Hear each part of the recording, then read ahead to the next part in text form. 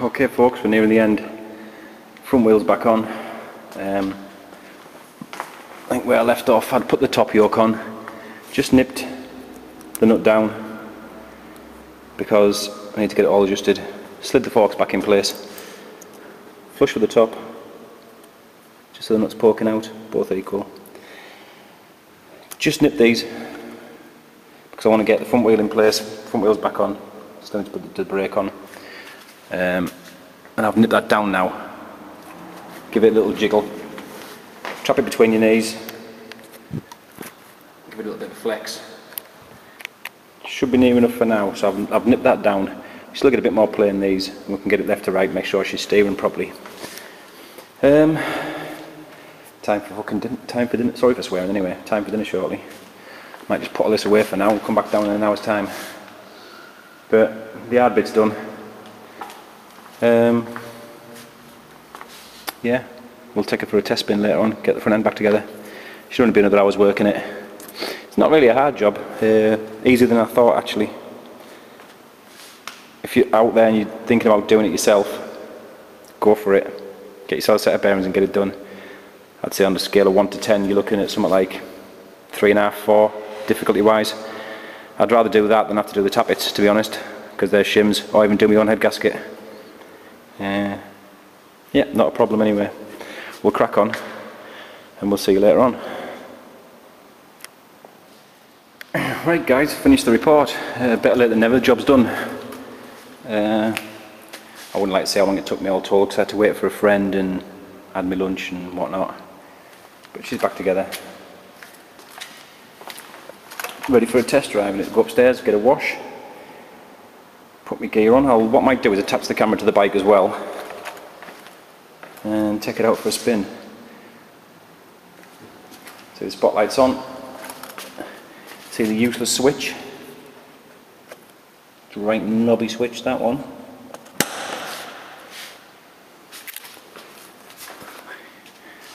I think the pattern it displays is weird. I'll explain why in a minute. Let's have a look.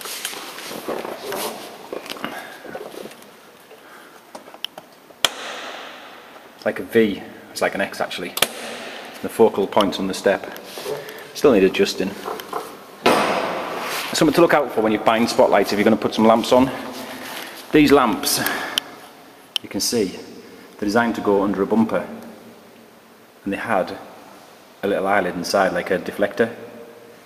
Obviously the beam went horizontally across the floor. Now, because I'm mounted on the sides, I have to take the deflector out, but because the light's still oval, it's making an oval lamp shape, which at the moment is doing that. So I've got two, so I actually have a diamond on the wall. Didn't know that when I bought them. So if you're going to buy them, buy some round ones. I don't know if you can see this, don't know, I'm going to have to check this out. You see the speedo drive, there's a little steel peg on the fork and a little dowel here, but they don't touch each other. That thing just spins and can touch there, but it locks up when you put the spindle in place. Never noticed it when I took it out, but I'm going to check that. Barring that, anything else? Somebody asked about the radiator grill. Comes in really handy when you're off-road. Even if it gets full of dirt, when I jet wash it off, I'm not jet washing the fins of the radiator, because I do jet wash the bike. I know you're not really supposed to. I've got a screw there, 2 screws missing. These 4 screws here, what a pain in the arse of stupid little rubbers on them. You can see the crash bars, scratch, in need of indicator lens, that's 2 I need. Have to get some off eBay. Everything else is quite standard really. Rear sprocket and chain needs oiling. Standard exhaust. I would like a pair of exhausts, but financially can't have any now. Back brake needs bleeding. Last time I was out I think I overheated it. So I'm going to get some synthetic brake fluid. It's higher temperature. Somebody was asking about that adjuster when I can't really see, when I altered it. You can't really see that. The only other aftermarket thing I've got is the foot peg, which if you read back through the post was because when I go off road I wear big motorbike boots and your foot won't fit under it. That's the bike really. At least she's back together. I'm going to, I haven't started it. Where's my keys? Let's see if she fires up the camera. Even though it's a hot country, it's about 24, 25 degrees now, I think. 7 o'clock at night. Always takes a bit of chalk. Halfway. Listen for the fuel pump.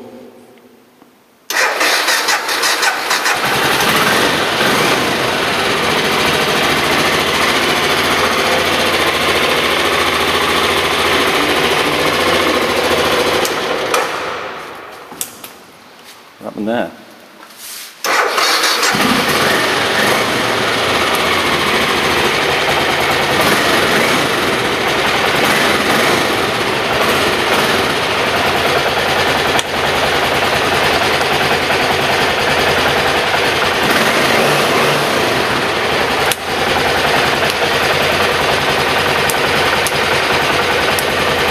Headlight out.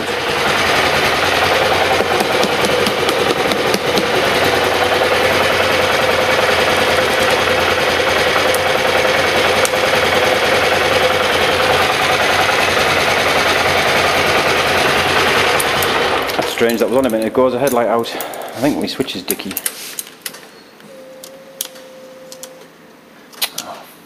For this. It's either that or I've just blown it. Which would be a bit of luck because I want some Osrams.